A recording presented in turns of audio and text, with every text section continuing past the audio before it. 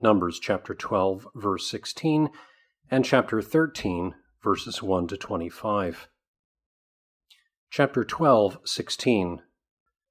And afterward the people removed from Hazeroth and pitched in the wilderness of Paran. Numbers chapter 13. And the Lord spake unto Moses, saying, Send thou men, that they may search the land of Canaan, which I give unto the children of Israel. Of every tribe of their fathers shall ye send a man, every one a ruler among them. And Moses, by the commandment of the Lord, sent them from the wilderness of Paran. All those men were heads of the children of Israel.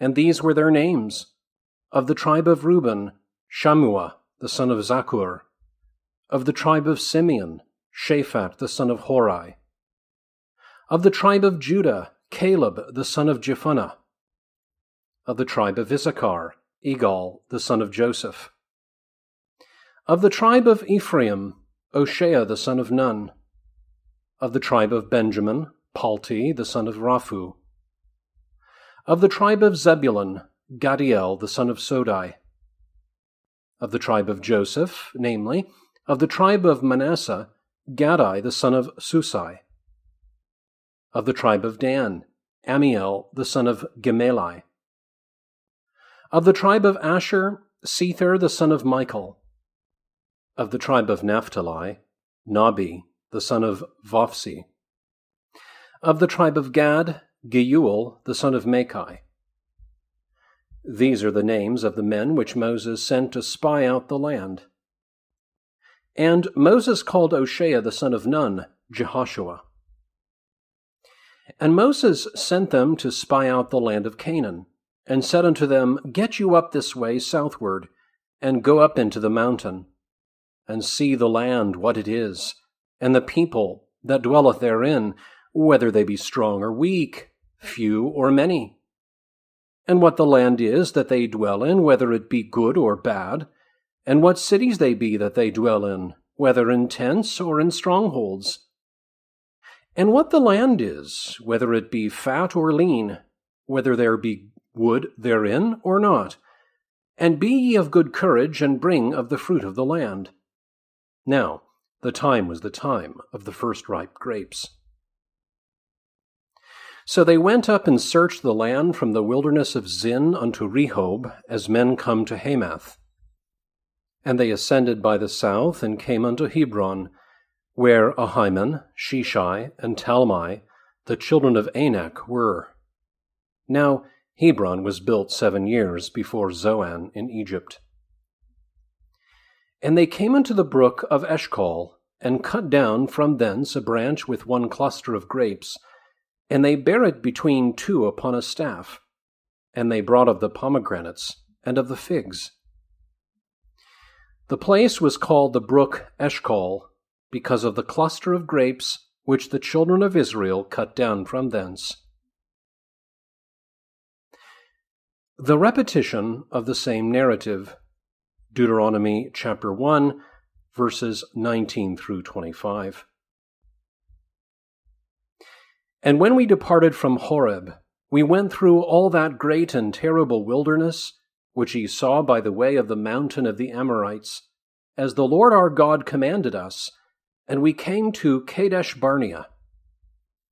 And I said unto you, Ye are come unto the mountain of the Amorites, which the Lord our God doth give unto us. Behold, the Lord thy God hath set the land before thee. Go up and possess it, as the Lord God of thy fathers hath said unto thee. Fear not, neither be discouraged. And ye came near unto me, every one of you, and said, We will send men before us, and they shall search us out the land, and bring us word again by what way we must go up, and into what cities we shall come. And the saying pleased me well. And I took 12 men of you, one of a tribe. And they turned and went up into the mountain, and came unto the valley of Eshcol, and searched it out. And they took of the fruit of the land in their hands, and brought it down unto us, and brought us word again, and said, It is a good land, which the Lord our God doth give us. Numbers 12:16. And afterward the people departed from Hazeroth.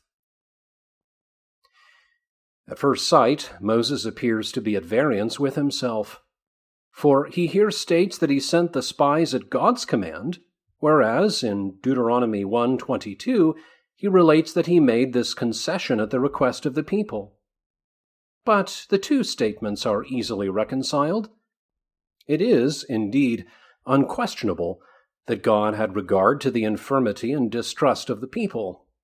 For the spies are not sent to see in what direction the land was to be attacked, with which design two were afterwards sent by Joshua, but God had here no other object than to encourage them, when they else were cowardly and inert, to throw off their inactivity and eagerly to advance. The necessity of such a remedy was evidently shown when they all demanded this of Moses. The second narrative, therefore, is fuller, and in it Moses goes back further than he had done in the first, that is, that it arose from the timidity and pusillanimity of the people that he did not at once hasten whither God invited him, for if they had straightway obeyed, they would have won the land of their enemies without any delay, but they requested that a respite might be given them. It is then by no means inconsistent that Moses did, at the request of the people, what God at the same time enjoined, because he saw that they were otherwise hesitating, but little disposed to advance, and needed this stimulus. For if the spies had honestly performed their duty, the people would have been led forward as if they had seen the land themselves, which would have been the readiest means for putting an end to all delays. First, however, the place is described from whence the spies were sent, that is, at no great distance from Mount Sinai, although they had encamped twice, so that it was their third station. It has already been stated in chapter 10 that the cloud rested in the wilderness of Paran, which some understand to have been said by anticipation, kata prolepsin, as if Moses had said that, from the time when the people left Mount Sinai, they had not made any permanent halt until they came to that wilderness, and there pitched their tents. But this opinion is by no means consistent, for it is clear that they stayed some time in Taberah, and many days were spent at the graves of lust, Kibroth Hattaava, for there they were gorged for a month with the flesh of birds, and then the pestilence attacked them, which cut off many of them, for whose burial it was necessary to provide. Now, their next halt was for more than 7 days. It, therefore, appears probable to me that by the word Paran, a different place is not expressed, but that it is merely meant that, though they advanced, they still remained in some part of that wilderness. For, since the wilderness of Paran was in one direction contiguous to Mount Sinai, that name is sometimes given to it. For Moses certainly confounds them elsewhere, as also does the prophet Habakkuk. Deuteronomy 33:3, Habakkuk 3:3. Numbers 13, verse 2. Of every tribe of their fathers shall ye send a man. If all had been taken from one tribe or from any single portion of the people, their fidelity might have been suspected by the others.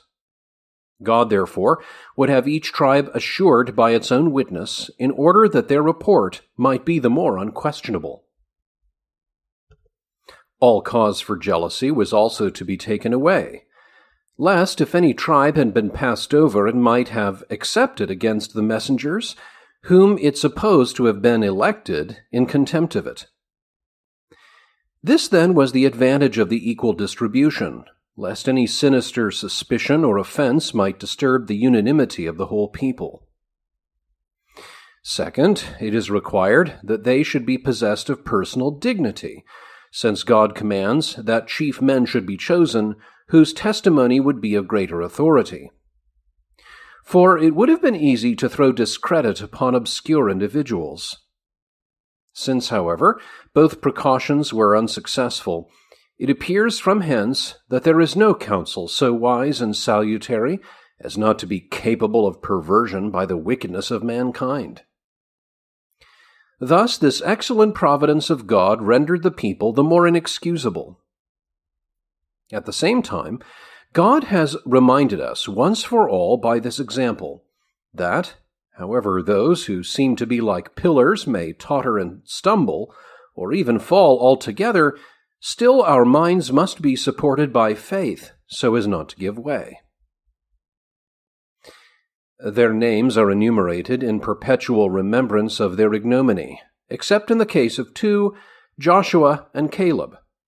For it was just that their crime should be handed down to all ages, and that the infamy of their perfidiousness should never be blotted out, since they endeavored, as far as in them lay, to bring to naught the promise and the grace of God. Moses gave the name Jehoshua, the son of Nun, in the spirit of prophecy, as a presage of the exalted function to which he was destined. Ambition is so rash that men are often disappointed in the result when they invent titles of honor of their own accord. But Moses was not induced by the blindness of affection to change the name of Oshea into Jehoshua, but God directed his tongue and mind thus to commend beforehand him who was to be the future minister of their preservation.